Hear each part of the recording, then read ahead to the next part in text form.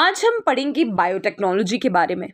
Biotechnology क्या है, किन प्रिंसिपल्स के आधार पे ये बेस्ड है, या क्या प्रोसेसेस इसमें इन्वॉल्व होते हैं, उस सब को जानेंगे एग्जामिनेशन पॉइंट ऑफ व्यू के हिसाब से।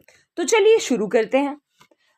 बायोटेक्नोलॉजी बायोटेक्नोलॉजी वर्ड ही बताता है कि लाइफ में कोई चेंजेस लाना with the help of science. Science का इस्तेमाल करो लाइफ में, मतलब साइंस की वजह से लाइफ में कोई चेंज लेके आओ। आपने सुना होगा कि जेनेटिक डिसऑर्डर्स को करेक्ट करने के लिए हम रिकॉम्बिनेंट डीएनए की टेक्नोलॉजी का इस्तेमाल करते हैं। तो वो भी क्या है स्टूडेंट्स, बायोटेक्नोलॉजी ही तो है। इसके अलावा आपने टेस्ट ट्यूब बेबीज के बारे में सुना होगा या आईवीएफ फर्टिलाइजेशन के बारे में सुना होगा, ठीक है। तो ये भी तो बायोटेक्नोलॉजी है ना कहीं ये सारे प्रोसेसेस ह्यूमन को बेनिफिट ही तो कर रहे हैं ना।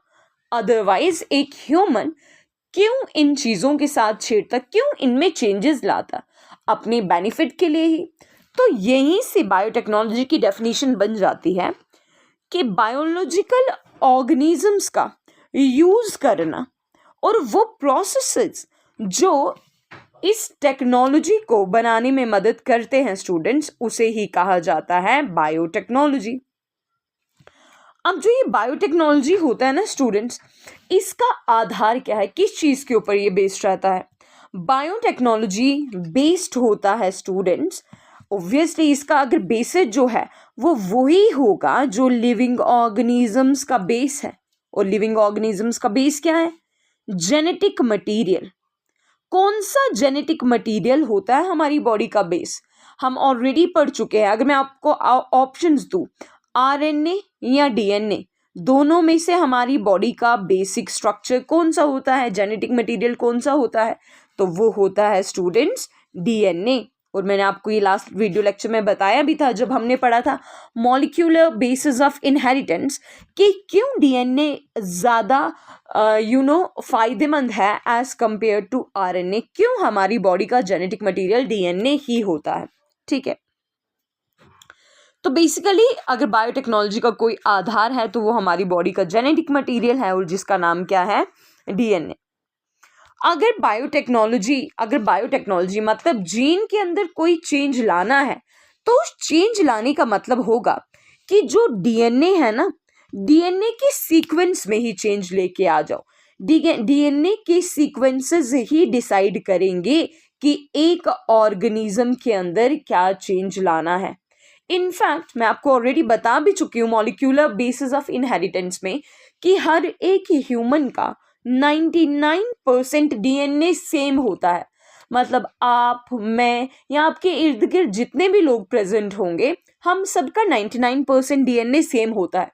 बस वो 1% का ही तो डीएनए होता है जो एक इंसान को दूसरे इंसान से बिल्कुल मुख्तलिफ बनाता है।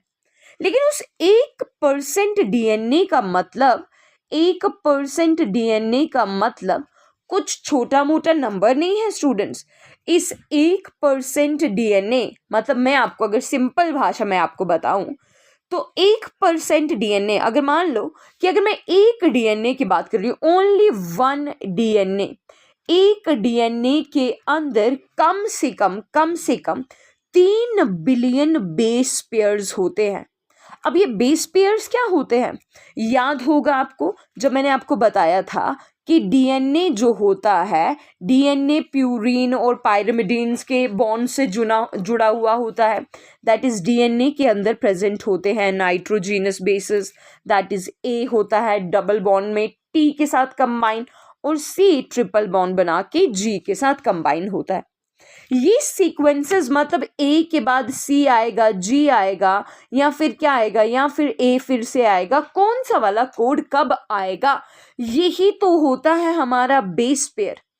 एक डीएनए के अंदर कम से कम 3 बिलियन बेस पेयर होते हैं। तो आप जान सकते हैं कि एक डीएनए, सिंगल डीएनए एक इंसान में कितना ज्यादा चेंज लेके आता है। तो ये यूनिट जो है बेसिकली, ये यूनिट बात कर रहा है प्रिंसिपल्स और प्रोसेसेस के बारे में। तो बायोटेक्नोलॉजी को लाइफ में इम्प्लीमेंट करने का सबसे सबसे सबसे जो यूजफुल मेथड है वो आपने स्टडी किया होगा, जेनेटिक इंजीनियरिंग, या आपने सुना होगा बायो प्रोसेस इंजीनियरिंग के बारे में, कि जीन के कोड को ही चेंज कर देना, दैट इज जेनेटिक इंजीनियरिंग।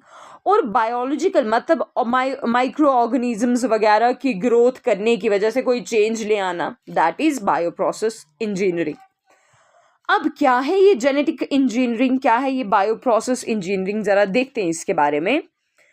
तो जेनेटिक इंजीनियरिंग का मतलब हो गया जेनेटिक मटेरियल को मिक्स एंड मैच करो। जेनेटिक मटेरियल को मिक्स एंड मैच करो मतलब जेनेटिक मटेरियल किसी ऑर्गेनिज्म की बॉडी में डालो, मिक्स करो, लेकिन मिक्स करने के लिए भी पहले उस डीएनए के फ्रैगमेंट का, पहले उस जो भी आपके पास वो नाइट्रोजीनियस बेस होगा उसका दूसरे के साथ कंबाइन होना जरूरी है। जेनेटिक इंजीनियरिंग जो होता है वो एक ऑर्गेनिज्म की बॉडी में फिजिकल फीचर्स को चेंज कर देता है। जेनेटिक इंजीनियरिंग फिनोटाइप को चेंज करता है, फिजिकल फीचर्स मतलब फिनोटाइप। और बायो प्रोसेस इंजीनियरिंग के बारे में बात करूं तो बायो प्रोसेस इंजीनियरिंग में क्या होता है, यहाँ पर ग्रोथ कराई जाती है डिजायर्ड माइक्रो ऑर्गेनिजम्स की, growth of only desired microbes, ठीक है, that is bio process engineering, maintaining a sterile environment. अब बायो प्रोसेस इंजीनियरिंग में मान लीजिए मेरे पास कोई ए नाम का, बी नाम का और सी नाम का मेरे पास माइक्रोब है, लेकिन इन तीनों में से सबसे ज्यादा जो डिजायर्ड, जो मैं चाहती हूं कि मेरे पास आगे जनरेशन्स में आए, वो कौन सा है, बी वाला। तो मैं कोशिश करूंगी कि मैं ज्यादा बी को ही मल्टीप्लाई करा सकूं, मैं ऐसा इन्वायरमेंट क्रिएट करने की कोशिश करूंगी जहां पर सिर्फ बी ही ग्रो हो पाएगा। इनफैक्ट इसकी बॉडी के अंदर मैं कोई भी चेंज नहीं लाना चाहती, तो मैं जो इन्वायरमेंटल कंडीशंस होंगी ना स्टूडेंट्स, मैं उनको भी बिल्कुल एकदम स्टेराइल बनाऊंगी कि वहां से एनवायरनमेंट से कोई भी चेंजिंग फैक्टर इस बी के अंदर कोई भी चेंज ना लेके आ सके, ठीक है। तो ये हो गया बायो प्रोसेस इंजीनियरिंग। अब जेनेटिक इंजीनियरिंग जो होता है स्टूडेंट्स, वो हमें हेल्प करता है कि किसी भी ऑर्गेनिज्म के अंदर हम डिजायर्ड कैरेक्टर्स लेके जा सके। लेकिन हम ऑलरेडी पढ़ चुके हैं, याद कीजिए again, molecular basis of inheritance, जब हम मेंडल के बारे में पढ़ रहे थे तो वहां पर मैंने आपको ये बताया था कि वहां पर हमने जेनेटिक इंजीनियरिंग की बात नहीं की थी, वहां पर हम सीधे स्टूडेंट्स क्या कर रहे थे, हाइब्रिडाइजेशन मतलब इंटरमिक्सिंग करवाया जा रहा था, इंटर क्रॉसिंग करवाई जा रही थी। हम ए प्लांट के साथ बी को मिक्स, हम ए के साथ बी को मिक्स करा देते थे और इन दोनों के अंदर डिजायर्ड कैरेक्टर, जो इनका ऑफस्प्रिंग होता मान लीजिए सी नाम का, उसके अंदर डिजायर्ड कैरेक्टरिस्टिक्स आ रहे थे। लेकिन फिर हमने ये भी देखा था कि जब भी ट्रेडिशनल हाइब्रिडाइजेशन होता है तो सिर्फ वो हमें डिजायर्ड कैरेक्टर ही नहीं मिलता, उसके अलावा भी हमें बहुत सारे कैरेक्टर्स देखने को मिलेंगे। देखिए मैं एक बहुत सिंपल से एग्जांपल देती हूँ। मान लीजिए दो कैट्स की ब्रीड है, एक कैट की ब्रीड है जिसकी बॉडी पे काफी ज्यादा फर है, एक कैट है बहुत ज्यादा फर वाला, और दूसरी तरफ एक कैट है स्टूडेंट्स जिसकी बॉडी में फर तो है लेकिन काफी ज्यादा क्या है, कम। अब अगर देखा जाए तो जो भी ह्यूमंस होते हैं ना, वो कम फर वाला कैट प्रेफर करते हैं ना कि ज्यादा फर वाला। अब इसका रीजन क्या है, क्योंकि वो जो फर होता है ना, काफी सारे लोगों को उससे एलर्जी रहती है, या अगर किसी चीज में वो चला जाए तो एलर्जिक रिएक्शंस करा सकता है।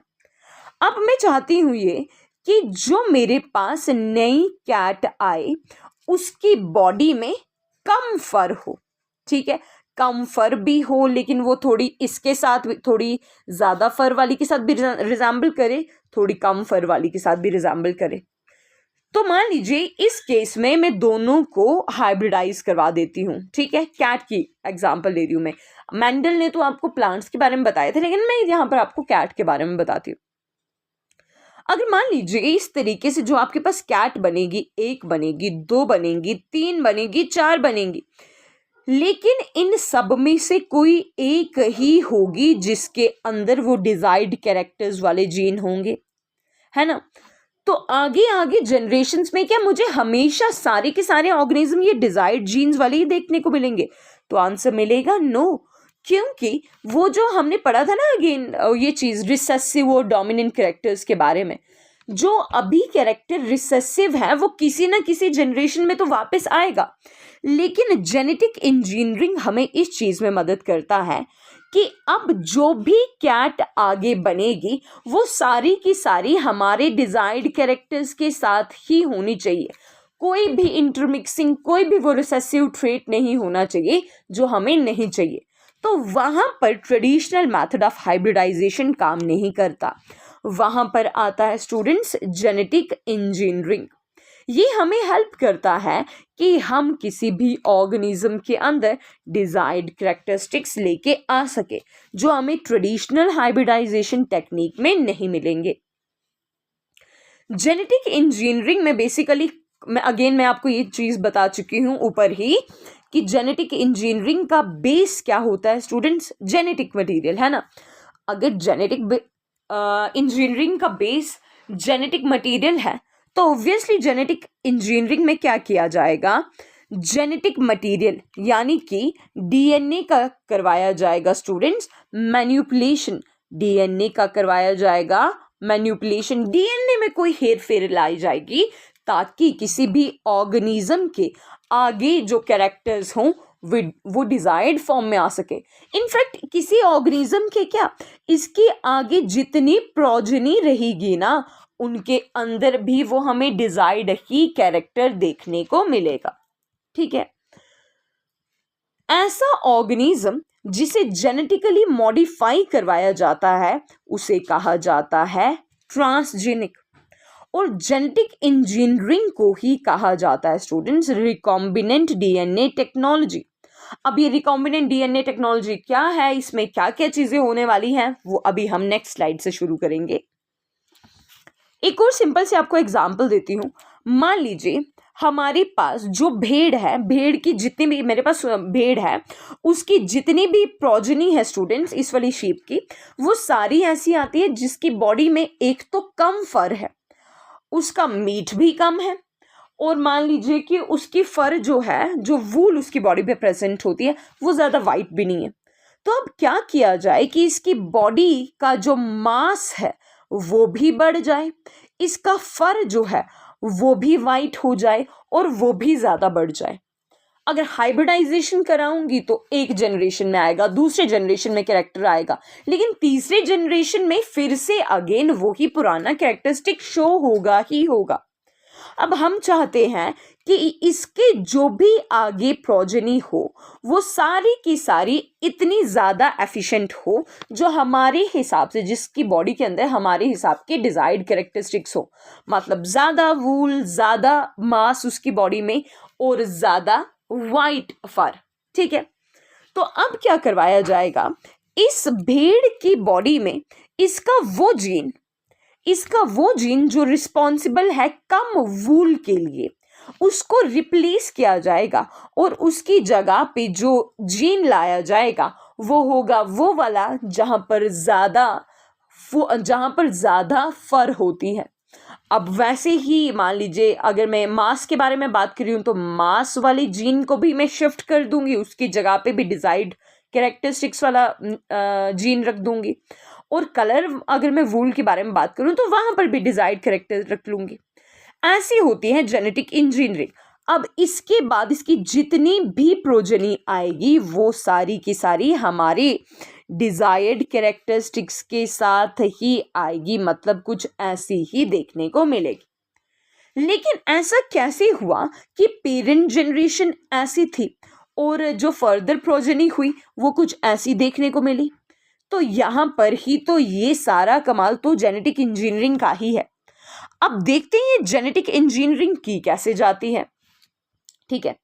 तो सबसे पहला काम जेनेटिक इंजीनियरिंग में क्या किया जाता है स्टूडेंट्स, यहाँ पर तो सबसे पहले हम डिजायर्ड जो भी मैं चाहती हूँ कि अगर मैं वूल के कलर के बारे में बात कर रही थी, या मैं उस फर के ज़्यादा मोटेपन के बारे में बात कर रही थी, या अगर मैं मांस के बारे में बात कर रही थी, तो मैं किसी ऐसे ऑर्गेनिज्म को सिलेक्ट करूंगी जिसकी बॉडी में ऑलरेडी वही कैरेक्टरिस्टिक प्रेजेंट है। ठीक है, अब वही कैरेक्टरिस्टिक प्रेजेंट है तो हम उसका वो डीएनए कलेक्ट करेंगे। लेकिन सवाल ये आता है कि डीएनए कैसे कलेक्ट करें? डीएनए तो सेल के काफी ज्यादा चीजों के साथ जुड़ा हुआ होता है। तो सबसे पहले डीएनए को हमें एक सेल से निकालना है, मगर ज्यों का तो उसमें कोई भी चेंज नहीं होनी चाहिए, उस डीएनए में कोई भी फ्रेगमेंट टूटना नहीं चाहिए। ठीक है, तो अब क्या करें स्टूडेंट्स?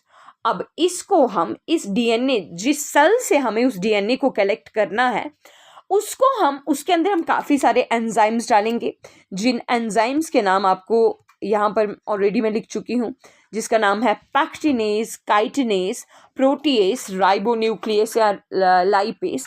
ये सारे के सारे एंजाइम्स जो होते हैं, ये सारे के सारे एंजाइम्स हेल्प करेंगे कि वो एक डीएनए के फ्रेगमेंट को आइसोलेट कर सकें, अपने उस पेरेंट स्ट्रक्चर से उसको अलग कर सके।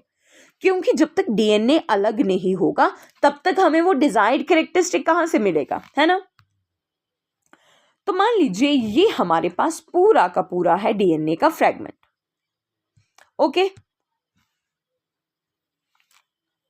तो ये है हमारे पास डीएनए का फ्रेगमेंट। वेट अ मिनट, ये है हमारे पास पूरा डीएनए का फ्रेगमेंट।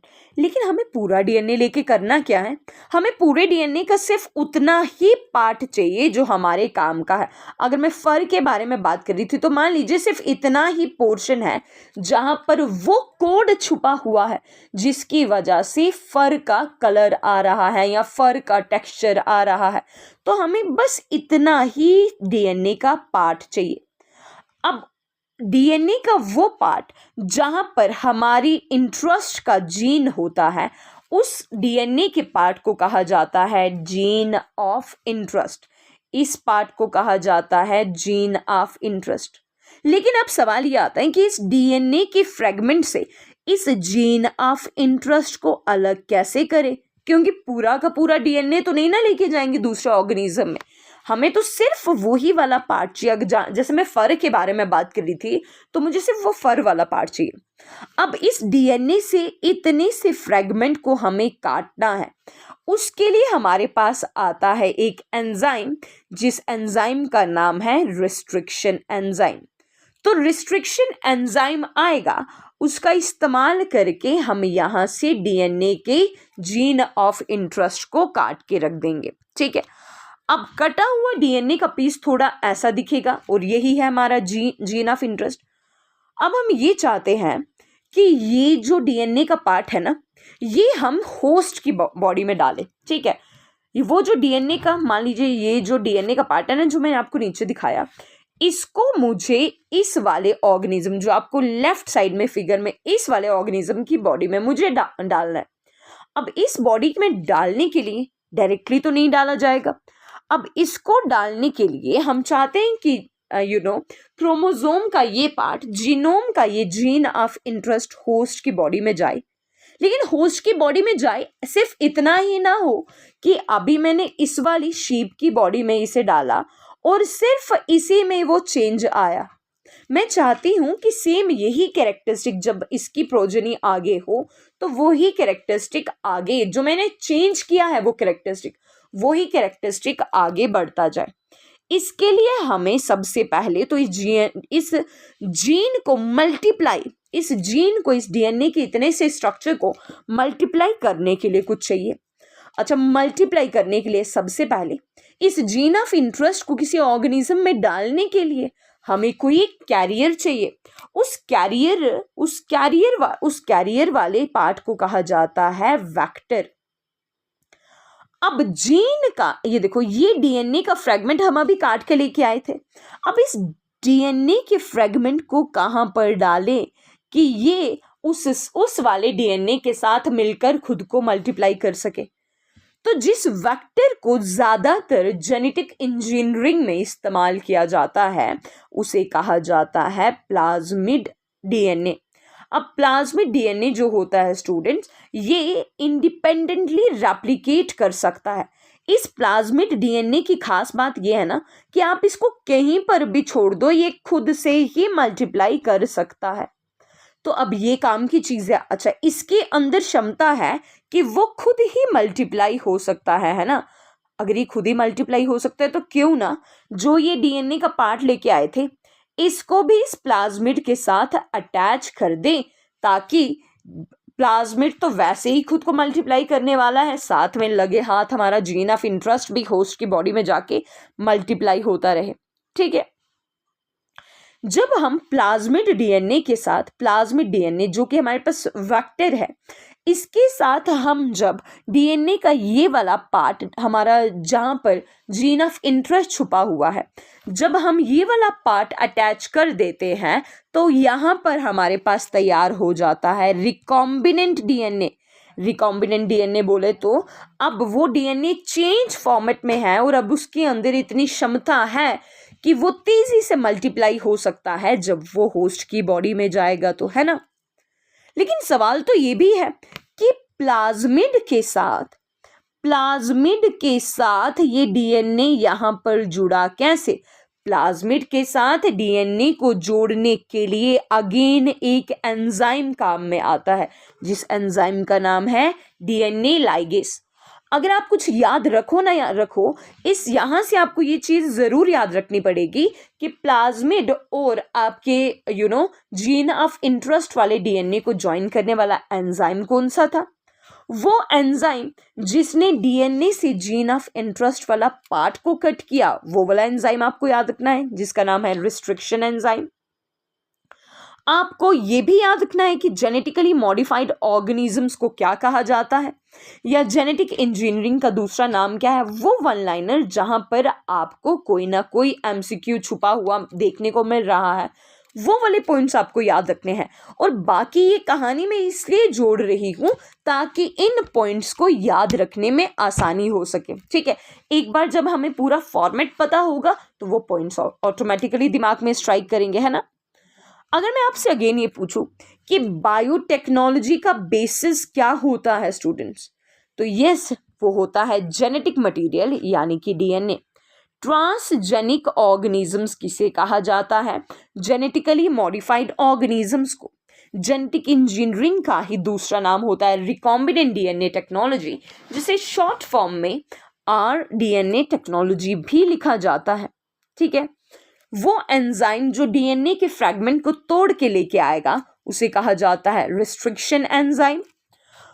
वो वाला एंजाइम जो प्लाज्मिड के साथ आपके डीएनए को जोड़ने में मदद कराएगा उसे कहा जाता है डीएनए लाइगेस। ठीक है, और वो कौन सा हम वेक्टर जीन बार बार ले रहे हैं, हम वेक्टर किसको लेके जा रहे हैं स्टूडेंट्स, प्लाज्मिड को। प्लाज्मिड डीएनए को हम क्यों चूज कर रहे हैं, ताकि हम बॉडी में डाल सके, क्योंकि इसके अंदर क्षमता है इंडिपेंडेंटली मल्टीप्लाई होने की। ठीक है, तो इस तरीके से हमारे पास रिकॉम्बिनेंट डीएनए तो तैयार हो गया। अब इस रिकॉम्बिनेंट डीएनए को डालना है होस्ट की बॉडी में। अब होस्ट की बॉडी में मान लीजिए ये अगर होस्ट की बॉडी है, ये होस्ट की बॉडी में डाल दिया है रिकॉम्बिनेंट डीएनए। अब रिकॉम्बिनेंट डीएनए चला गया, अब बताओ क्या ये यहाँ पर मल्टीप्लाई हो सकेगा? बिल्कुल मल्टीप्लाई होगा, क्योंकि यहाँ पर तो प्रेजेंट है आपके पास वेक्टर है प्लाज्मिड के अंदर की कैपेसिटी है इंडिपेंडेंटली रेप्लिकेट होने की, तो ऑब्वियसली हमारा जीन ऑफ इंटरेस्ट भी लगे हाथ उसके साथ मल्टीप्लाई होगा, जो कुछ आपको इस फॉर्मेट पे देखने को मिलेगा, कुछ ऐसा। और उसके साथ रेड कलर का ऐसा स्ट्रैंड सा बना देते हैं कि ये हमारा डिजायर्ड जीन है। ठीक है, तो कुछ ऐसा देखने को मिलेगा। तो क्या क्या स्टेप्स हुए स्टूडेंट? सबसे पहले हमने क्या किया, सबसे पहले स्टूडेंट्स हमने डीएनए को आइडेंटिफाई किया कि भाई हमें डीएनए चाहिए कौन सा। फिर उस डीएनए को हमने रिस्ट्रिक्शन एंजाइम की मदद से डीएनए के फ्रैगमेंट से काट दिया। रिस्ट्रिक्शन एंजाइम ने सीजर्स की तरह काम किया, कैंची की तरह। फिर वहाँ उसके बाद हमने आरडीएनए बनाया। अब आरडीएनए बनाने के लिए हमने प्लाज्मिड का इस्तेमाल किया था। फिर उस आरडीएनए को हमने होस्ट की बॉडी में डाल दिया, है ना।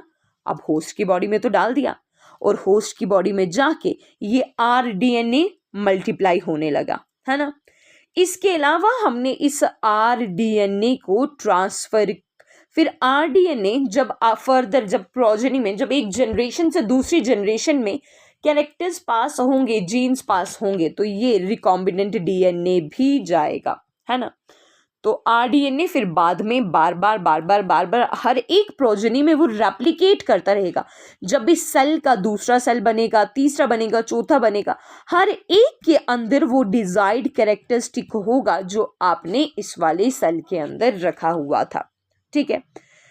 इनफैक्ट आरडीएनए किस एंजाइम की मदद से स्टूडेंट्स खुद को रेप्लिकेट कर पाते हैं? उस एंजाइम का नाम है डीएनए पॉलीमरेज। ओके, कौन कौन से एंजाइम्स हमने पढ़े? हमने एक पढ़ा रिस्ट्रिक्शन एंजाइम, जिसने कैंची की तरह काम किया और डीएनए के फ्रैगमेंट को तोड़ा। दूसरा हमने पढ़ा डीएनए लाइगेज, जिसने प्लाज्मिड और जीन ऑफ इंटरेस्ट को बाइंड करने में काम किया। और तीसरा इंपॉर्टेंट एंजाइम जो आपके डीएनए को रेप्लिकेट कराने में मदद कराता है, तो वो कौन सा था स्टूडेंट्स? डीएनए पॉलीमरेज, ठीक है।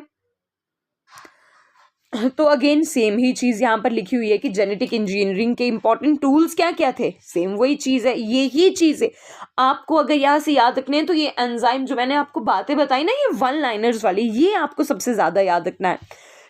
रिस्ट्रिक्शन एंजाइम्स कट करने के लिए इस्तेमाल हुआ, वेक्टर एंजाइम कैरी करने के लिए इस्तेमाल हुआ, लाइगेस एंजाइम वेक्टर और जीन ऑफ इंटरेस्ट को ज्वाइन करने के लिए इस्तेमाल हुआ, होस्ट ऑर्गेनिज्म का इस्तेमाल हो रहा है, पॉलीमरेज एंजाइम होस्ट की बॉडी में डीएनए को रेप्लिकेट कराने में मदद कराएगा, है ना। तो यहाँ पर कुछ रिस्ट्रिक्शन एंजाइम्स के बारे में लिखा हुआ है कि रिस्ट्रिक्शन एंजाइम्स, देखो रिस्ट्रिक्शन एंजाइम्स का मतलब है कि वो काटने वाले हैं डीएनए के फ्रेगमेंट को, लेकिन कहाँ से, कौन से वाले पार्ट से रिस्ट्रिक्शन एंजाइम्स डीएनए के फ्रेगमेंट को काटेंगे? तो वो ब्रेक करेंगे डीएनए को फॉस्फोडाइस्टर बॉन्ड से। याद कीजिए, मैंने मॉलिक्यूलर बेसिस ऑफ डीएनए में आपको ये पढ़ाया हुआ था। मॉलिक्यूलर बेसिस ऑफ डीएनए या मॉलिक्यूलर बेसिस ऑफ इनहेरिटेंस आप कह सकते हैं। उसमें मैंने आपको पढ़ाया था कि हमारे पास बेस पेयर होता है, शुगर होता है, फॉस्फेट होता है, ये सारे आपस में ऐसे करके एक ग्रुप होता है जो दूसरे वाले ग्रुप के साथ जुड़ा हुआ होता है, फिर वो अगले ग्रुप के साथ जुड़ा हुआ होता है। तो इसी फॉस्फोडाइस्टर बॉन्ड को ब्रेक करने में मदद करता है कौन students? Restriction enzyme. Restriction enzyme कोई आम एंजाइम नहीं है, ये एंजाइम्स तो बैक्टीरिया के अंदर पाए जाते हैं। मतलब बैक्टीरिया की बॉडी से पहले इसको एक्सट्रैक्ट करना है, फिर ही जाके आप डीएनए को कट कर पाओगे, ठीक है। अगेन ये काफ़ी सारे किस्म के होते हैं। एक होता है एक्सो न्यूक्लियस, एक होता है एंडो न्यूक्लियस। एक्सो न्यूक्लियस का मतलब कि जो डीएनए के फ्रेगमेंट को किसी एंड से तोड़े। मान लीजिए ये डीएनए है ना, तो डीएनए का एंड जहां पर है, एंड जहां पर मान लीजिए यहां से तोड़ना है, इस एंड से तोड़ना है, तो यहां पर होगा आपके पास रिस्ट्रिक्शन एंजाइम। लेकिन जब डीएनए को हमें बीच में से, कहीं से भी बीच में से तोड़ना है, तो उसके लिए हमें इस्तेमाल होगा एंडो न्यूक्लियस, ठीक है। अब अलग अलग रिस्ट्रिक्शन एंजाइम्स होते हैं जो अलग अलग साइड्स पे काटने के लिए इस्तेमाल होते हैं। मान लीजिए कि आपके पास एक एंजाइम है जिसका नाम है BAMHI। ये एक स्पेसिफिक किस्म का एंजाइम है जो let me zoom it in.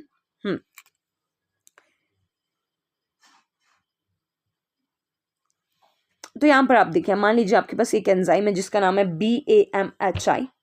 ये एंजाइम एक रिस्ट्रिक्शन एंजाइम है, और ये रिस्ट्रिक्शन एंजाइम जो है ये सेल को, मतलब डीएनए को बीच में से तोड़ने की क्षमता रखता है, लेकिन उस डीएनए का एक प्रॉपर सीक्वेंस होना चाहिए। वहाँ पर उसके बेस पेयर्स हमेशा GGATCC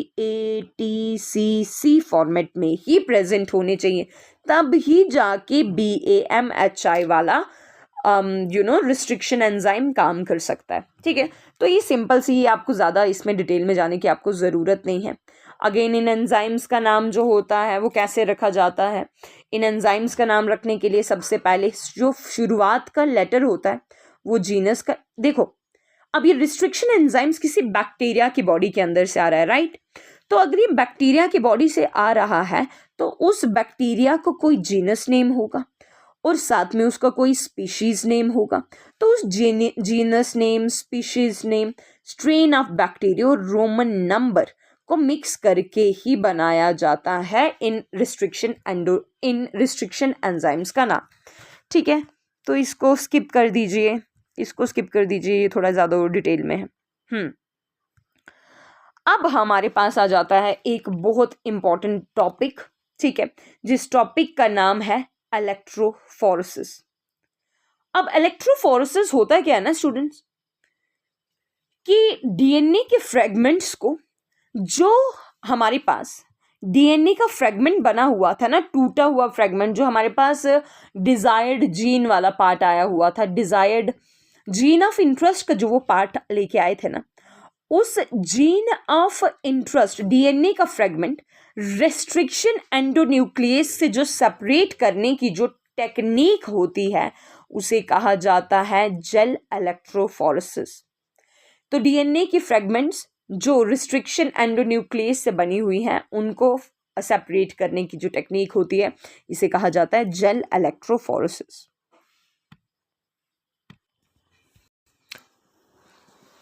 जेल इलेक्ट्रोफोरेसिस की टेक्निक में बेसिकली देखो, रिस्ट्रिक्शन एंडोन्यूक्लियस कोई एक डीएनए का फ्रेगमेंट तो तोड़ के नहीं लाया, उसने काफ़ी सारे डीएनए के फ्रेगमेंट्स तोड़े हुए हैं। अब उन डीएनए के फ्रेगमेंट्स में से जिसको रेस्ट्रिक्शन एंडोन्यूक्लियस ने तोड़ा हुआ है, उन सब में से कौन सा वाला डीएनए का फ्रेगमेंट हम होस्ट की बॉडी में डालेंगे, है ना? उसमें भी तो, उन डीएनए के फ्रेगमेंट्स में भी तो कोई कंपैटिबल वाला होना चाहिए, जिसके अंदर सबसे ज़्यादा कंपैटिबल होगा, जिसके अंदर सबसे ज़्यादा डिजायर्ड जीन्स होंगे, है ना? तो उसके लिए सारा सेटअप किया जाता है, जिसे कहा जाता है जेल इलेक्ट्रोफोरेसिस। इलेक्ट्रोफोरेसिस इसलिए क्योंकि यहाँ पर होती है स्टूडेंट्स, यहाँ पर इलेक्ट्रिक फील्ड का इस्तेमाल किया जाता है। तो पहले इस सेटअप को समझ लेते हैं। तो इस सेटअप पे बेसिकली स्टूडेंट्स इलेक्ट्रोड्स होती हैं, एक तरफ पॉजिटिव है, एक तरफ नेगेटिव है। अब इन इलेक्ट्रोड्स के ऊपर डाला जाता है डीएनए। अब ये डीएनए डालने के लिए ना, यहाँ पर छोटे छोटे वेल्स से बने हुए होते हैं, वेल्स, ठीक है। इन वेल्स को डायरेक्टली नहीं डाला जाता, इन वेल्स में डीएनए को डायरेक्टली नहीं डाला जाता, इन वेल्स में डीएनए को एगरोस जेल की मदद से डाला जाता है। एगरोस जेल की मदद से डाला जाता है, ठीक है।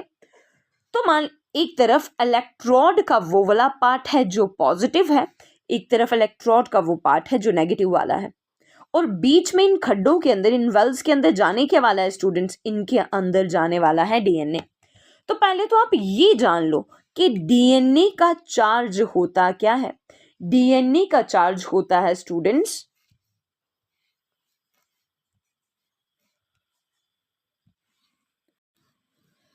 डीएनए का खुद का चार्ज कैसा होता है स्टूडेंट्स? नेगेटिव होता है। क्यों? Because of the presence of that phosphate group जो प्रेजेंट है। अब मान लीजिए हमने जेल को यहाँ पर रखा हुआ है, तो वो जेल के साथ जो डीएनए प्रेजेंट है वो कौन सी तरफ भागेगा? ऑब्वियस सी बात है, इलेक्ट्रोड पॉजिटिव वाली साइड की तरफ ही भागेगा। अब वो तेजी से भागे। अब कुछ डीएनए के फ्रेगमेंट्स लाइट होते हैं, कुछ हैवी होते हैं। जो हैवी होंगे वो धीरे धीरे जाएंगे, जो लाइट होंगे वो वो तेजी से जाएंगे। तो इस तरीके से हमारे पास कुछ इस तरीके के बैंड से बन जाते हैं, ठीक है। यहाँ पर ये आपको ये बता रहा है कि किस तरीके से ये सारे के सारे डीएनए के फ्रेगमेंट्स एक एंड से दूसरे एंड की तरफ जा रहे हैं। अब ये सब प्रोसेस मैं आपको इसलिए बता रही हूँ ताकि हमें ये पता लग सके कि डीएनए में से भी कौन सा वाला डीएनए हमारे काम का है। अब जैसे ही इलेक्ट्रिक फील्ड अप्लाई हो जाती है, डीएनए भागने लगते हैं, तो एक टाइम पे वो इलेक्ट्रोफोरेसिस की टेक्निक उस इलेक्ट्रिक फील्ड को बंद कर दिया जाता है। जो डीएनए का फ्रेगमेंट जहां प्रेजेंट होगा वो वहीं रुक जाएगा। अब उन सब के ऊपर डाला जाता है एक जेल, और जेल भी कौन सा वाला डाला जाता है स्टूडेंट्स? इथीडियम ब्रोमाइड वाला। जिसके बाद देखिए यहाँ पर लिखा हुआ है ऑलरेडी, इथीडियम ब्रोमाइड वाला जेल डाला जाता है, जिसके बाद डायरेक्टली यूवी लाइट्स के साथ एक्सपोज कर दिया जाता है। अब इस जेल डालने से होता कुछ ऐसा है कि जो वो डीएनए के फ्रेगमेंट्स थे ना, अगर पहले वो लाइट पैचेस में प्रेजेंट थे तो वो थोड़े डार्क पैचेस में प्रेजेंट होते हैं, जिसकी वजह से वो डीएनए के फ्रेगमेंट्स काफ़ी ज़्यादा विजिबल हो सकते हैं। तो उनमें से अब हम सिलेक्ट कर सकते हैं वो वाला डीएनए जो हमें होस्ट की बॉडी के अंदर डालना है। ओके, अब आपको अगेन ये मैं ऑलरेडी बता चुकी थी कि जो यहाँ से डीएनए हमें मिलेगा, डिजायर्ड वाला डीएनए मिलेगा, वो कहाँ पर जाएगा? उसे बाइंड कराया जाएगा वेक्टर के साथ, और वेक्टर के साथ जुड़ने के लिए कौन सा वाला एंजाइम काम करता है? DNA ligase students. ठीक है, तो कौन कौन से वेक्टर्स के इस्तेमाल किया जा सकता है? प्लाज्मिड का किया जा सकता है, बैक्टीरियोफेजेस का किया जा सकता है, या कॉस्मिड्स का किया जा सकता है। वेक्टर सिर्फ वही हो सकता है जो खुद को रेप्लिकेट करे, लेकिन रेप्लिकेट करके भी अपनी बहुत सारी कॉपीज, एक वो होते हैं ना कि जो खुद को रेप्लिकेट तो करते हैं लेकिन 2-3 कॉपीज तक ही रेप्लिकेट कर पाएंगे। वेक्टर वो सबसे सही वेक्टर होगा जो अपनी मल्टीपल कॉपीज को प्रोड्यूस कर सकेगा। जेनेटिक इंजीनियरिंग में वो वेक्टर जो सबसे पहले इस्तेमाल हुआ था, उस वेक्टर का नाम है स्टूडेंट्स PBR322। तो सबसे पहला वेक्टर जो इस्तेमाल हुआ था वो कौन सा था? PBR322। ठीक है, तो आपको पता है कि फिर जब हमारे पास rDNA आ जाएगा, रिकॉम्बिनेंट डीएनए हमारे पास आ जाएगा। अभी रिकॉम्बिनेंट डीएनए कैसे बना? प्लाज्मिड की बॉडी में होस्ट वाले सेल को डाल के, ये होस्ट वाले सेल के उस फ्रेगमेंट को डाल के, जो जिसमें जीन ऑफ इंटरेस्ट था, उसको डाल के हमारे पास बना रिकॉम्बिनेंट डीएनए। और अब इस रिकॉम्बिनेंट डीएनए को डाला जाएगा होस्ट की बॉडी में। अब इसको होस्ट की बॉडी में डालने के भी 3 तरीके हो सकते हैं। एक को कहा जाता है इलेक्ट्रोपोरेशन, एक को कहा जाता है जीन गन मेथड, और एक को कहा जाता है माइक्रोपिपेट मेथड। तो इलेक्ट्रोपोरेशन मेथड क्या है? अगेन इलेक्ट्रोपोरेशन है तो इलेक्ट्रिक करंट का ही इस्तेमाल किया जाएगा ना। तो यहाँ पर इलेक्ट्रिक करंट का इस्तेमाल होता है ताकि रिकॉम्बिनेंट डीएनए को होस्ट की बॉडी में डाला जा सके, और ताकि सेल की परमिएबिलिटी बढ़ सके। देखो, इलेक्ट्रिक फील्ड का अप्लाई करना ज़रूरी है। क्यों? क्योंकि सेल यूं ही तो अपने अंदर किसी भी चीज़ को जाने नहीं ना देगा। उसको कि सेल को थोड़ा, सेल की वॉल्स को थोड़ा वीक कर दिया जाए ताकि उसके अंदर कोई हम नई चीज़, नया जीन डाल सके। इसके लिए कौन सी वाली टेक्निक इस्तेमाल की? इलेक्ट्रोपोरेशन। तो इलेक्ट्रोपोरेशन में इस्तेमाल की इलेक्ट्रिक फील्ड कुछ इस तरीके से, जैसे आपको यहाँ पर देखने को मिल रहा है, इलेक्ट्रिक फील्ड का इस्तेमाल करते हुए यहाँ पर इस वाली डायग्राम में। ओके, नेक्स्ट टेक्निक आपके पास आ जाती है जिसका नाम है जीन गन मेथड। अब गन के बारे में बात कर रहे हैं तो ऑब्वियसली कोई बुलेट फॉर्म में कुछ समथिंग शॉट किया जाएगा डायरेक्टली होस्ट के सेल के अंदर हाई इंटेंसिटी के साथ, हाई वेलोसिटी के साथ। तो यहाँ पर बेसिकली टंगस्टन कोटेड होता है, टंगस्टन को कोट किया जाता है डीएनए के साथ, और इसको हाई वेलोसिटी के साथ न्यूक्लियस के अंदर फायर किया जाता है और पहुंच जाता है हमारा रिकॉम्बिनेंट डीएनए होस्ट सेल के अंदर। जीन गन मेथड को ही बायोलिस्टिक्स भी कहा जाता है। ठीक है, तो जीन गन कुछ इस तरीके की दिखती है जहां पर डायरेक्टली इंजेक्ट करवाया जाता है डिजायर्ड रिकॉम्बिनेंट डीएनए सेल के अंदर, होस्ट सेल के अंदर। लास्ट मेथड जो हमारे पास प्रेजेंट होता है इसे कहा जाता है माइक्रोपिपेट मेथड। यहाँ पर इस इंजेक्शन काइंड ऑफ थिंग को इस्तेमाल करते हुए जो हमारे पास रिकॉम्बिनेंट डीएनए है उसे होस्ट की बॉडी में डाला जाता है। तो यहाँ पर डायरेक्टली इंजेक्ट किया जाता है न्यूक्लियस को होस्ट की बॉडी के अंदर। इसे ही कहा जाता है माइक्रो इंजेक्शन मैथड भी। जीन गन का मतलब, जीन गन मैथड को कहा जाता है बायोलिस्टिक्स, इलेक्ट्रोपोरेशन मैथड को कहा जाता है। इलेक्ट्रोपोरेशन मैथड में हम इस्तेमाल करते हैं इलेक्ट्रिक करंट को, और माइक्रो पिपेट मैथड में हम इसी मैथड को कहते हैं माइक्रो इंजेक्शन भी, क्योंकि यहाँ पर एक इंजेक्शन काइंड ऑफ चीज़ इस्तेमाल की जाती है जिससे आरडीएनए मतलब कि रिकॉम्बिनेंट डीएनए को डाला जाता है होस्ट की बॉडी के अंदर। ठीक है, फिर फर्दर स्टूडेंट जब वो जैसे ही उस जीन ऑफ इंटरेस्ट को होस्ट की बॉडी में डाल दिया गया तो अब उसको एम्पलीफाई करेंगे। एम्पलीफाई करने का मतलब ताकि वो अपना काम तेजी से शुरू कर सके। तेजी से क्या काम करना है उसको भाई अपनी जैसी और कॉपीज प्रोड्यूस करनी है। तो इसके बारे में सबसे पहले एक्सप्लेनेशन दी थी कैरी म्यूलिस ने, और ये technique to produce multiple copies of a piece of DNA, एक सीक्वेंस ऑफ डीएनए, इसी को कहा जाता है amplification of gene of interest, जो किसकी वजह से होता है, पॉलीमरेज चेन रिएक्शन की वजह से। पॉलीमरेज चेन रिएक्शन में कौन सा वाला आपके पास एंजाइम काम करता है, डीएनए पॉलीमरेज, जो आपकी उस चेन रिएक्शन को फास्ट करता है। ठीक है, तो द फॉरेन जीन प्रोडक्ट हो गया कि synthesis of protein on a large scale through bioreactors. तो बायोरिएक्टर्स की मदद से आपको प्रोटीन लार्ज स्केल में प्रोड्यूस करना है, वो हो गया फॉरेन जीन प्रोडक्ट। और डाउनस्ट्रीम प्रोसेसिंग आ गया, जहां पर आपके पास वो जो मिक्स्ड फॉर्म वाला प्रोडक्ट प्रेजेंट है ना, वो बायोसिंथेटिक प्रोडक्ट जिसमें आपने खुद चेंज लाई है, उसकी बिल्कुल प्यूरिफिकेशन करनी है, इसे कहा जाता है डाउनस्ट्रीम प्रोसेसिंग। तो इस यूनिट से जो चीज़ों पे आपको ज़्यादा फोकस करना है वो है इसके एंजाइम्स, वो हैं ये टेक्नोलॉजीज, वो हैं ये डिफरेंट मेथड्स जिस तरीके से हम डीएनए को डालेंगे होस्ट की बॉडी के अंदर। ठीक है, वो है हमारे डिजायर्ड वेक्टर्स। ठीक है, और इसके अलावा ये important tools of genetic engineering. ठीक है, अब यहाँ पर हमने जेनेटिक इंजीनियरिंग के बारे में पढ़ा है। हमें यहाँ से एंजाइम याद रखना है, हमें यहाँ से वेक्टर याद रखना है, हमें यहाँ से रिस्ट्रिक्शन एंजाइम क्या है, लाइगेस एंजाइम क्या है, पॉलीमरेज क्या कर रहा है, जेनेटिक इंजीनियरिंग क्या है। ठीक है, तो हम इसके बारे में यहाँ पर बात की। अब नेक्स्ट वीडियो लेक्चर में हम बात करेंगे कि जेनेटिक इंजीनियरिंग की एप्लीकेशन के बारे में, कि क्यों पढ़ रहे हैं हम ये जेनेटिक इंजीनियरिंग, क्यों बना रहे हैं हम ट्रांसजेनिक प्रोडक्ट्स। ठीक है, तो उसके बारे में हम नेक्स्ट वीडियो में बात करेंगे। फिलहाल के लिए ये यूनिट यहीं पे समाप्त होता है, और जिसका नाम था biotechnology principles and processes. See you in the next lecture.